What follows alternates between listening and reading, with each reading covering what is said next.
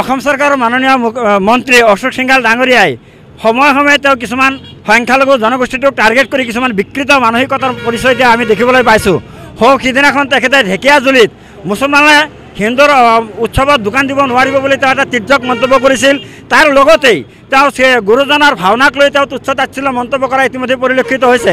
আজি অসমীয়া জাতি জনগোষ্ঠীৰ বিভিন্ন দাবীত হেঁচাত তেখেতে মানে ক্ষমা খুজিবলৈ বাধ্য হৈছিল। পুনৰাই তেখেতে গোৱালপাৰাত মুছলমানসকলক তুচ্ছ তাচ্ছিল্য কৰি তেওঁ দাড়ি টুপি লুংগি পাইজামাৰ কথা কৈ তেওঁ এটা জনগোষ্ঠীক তেওঁ হেয় প্ৰতিপন্ন কৰিব বিচাৰিছে, এটা জনগোষ্ঠীক তেওঁ মানে তুচ্ছ তাচ্ছিল্য কৰিছে। গতিকে মন্ত্ৰী অশোক সিংঘাল ডাঙৰীয়াক আমি পদত্যাগ দাবী কৰিছোঁ আৰু তেখেতক সকীয়াই দিছোঁ যে আগন্তুক দিনবোৰত কোনো কাৰণতেই যাতে মুছলমানসকলক টাৰ্গেট কৰি তুচ্ছ তাচ্ছিল্য কৰি এইজন মন্ত্ৰীয়ে যাতে কথা নকয়। হিমন্ত বিশ্ব শৰ্মা ডাঙৰীয়াই আমি দেখিবলৈ পাইছোঁ যে এইখন চৰকাৰ আচলতে অগণতান্ত্ৰিক এখন চৰকাৰ, অসাংবিধানিক এখন চৰকাৰ। তেওঁলোকে সংবিধানক ভৰিৰে মোহাৰি তেওঁলোকে গণতন্ত্ৰক নিশেষ কৰি তেওঁলোকে চৰকাৰ চলাব বিচাৰিছে।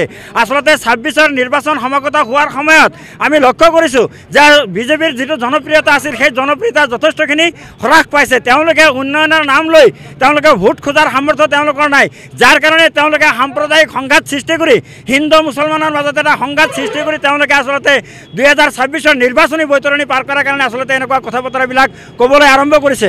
গতিকে মন্ত্ৰী অশোক সিংঘাল ডাঙৰীয়াক আমি সকীয়াই দিছোঁ যে মুছলমানসকল ইমান পাতল নহয়, ইমান অধৈৰ্য নহয় যে মুছলমানে আপুনি ক'লেই তেওঁলোকে সাম্প্ৰদায়িক সংঘাত সৃষ্টি কৰিব, তেওঁলোকে এটা দুষ্কাৰ্য সংঘটিত কৰিব। মুছলমানসকল যথেষ্টখিনি আজি বুজি পোৱা হৈছে, তেওঁলোকে গোটেই পৰিৱেশবিলাক তেওঁলোকে অধ্যয়ন কৰি আছে।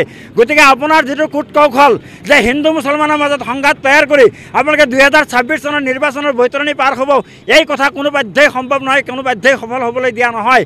মন্ত্ৰী ডাঙৰীয়াক আমি সকীয়াই দিছোঁ যে তেওঁ কোনো কাৰণতে যাতে মুছলমানসকলৰ ওপৰত যাতে তীৰ্যক মন্তব্য নকৰে আৰু তেখেতক ৰাজহুৱাভাৱে অসমবাসীৰ ওচৰত ক্ষমা খোজাৰ কাৰণে আমি দাবী জনাইছোঁ।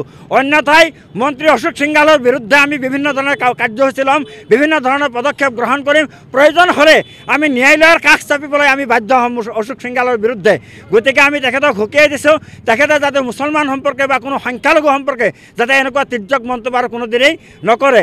আপোনালোকে জানে যে বিজেপিয়ে খুব আশাৰে অসমৰ ৰাইজে তেওঁলোকক শাসনৰ গাদীত বহুৱাইছিল যে অসম আৰু অসমীয়াৰ উন্নতি হ'ব বুলি, কিন্তু বৰ্তমান আমি যি দেখিবলৈ পাইছোঁ যে হিমন্ত বিশ্ব শৰ্মাৰ লগতে তেওঁৰ চৰকাৰে হিন্দী বলয়ৰ ওচৰত আঁঠু কাঢ়ি হিন্দী বলয়ক সন্তুষ্ট কৰাৰ কাৰণে আজি আমাৰ থলুৱা আমাৰ মন্ত্ৰী পীযুষ হাজৰিকা ডাঙৰীয়া, জয়ন্ত মল্ল ডাঙৰীয়া, চন্দ্ৰমোহন পাটোৱাৰী ডাঙৰীয়া তেখেতসকলক আওকাণ কৰি হিন্দু বলয়ৰ ওচৰত মুখ্যমন্ত্ৰীয়ে আঁঠু কাঢ়ি আজি অশোক সিংঘালক ফ্ৰী হেণ্ড দিয়াৰ কাৰণে অশোক সিংঘালে অসমীয়া জাতি জনগোষ্ঠীক তেওঁ উপলুঙা কৰিবলৈ সক্ষম হৈছে, যাৰ কাৰণে তেওঁ সাহস কৰিছে।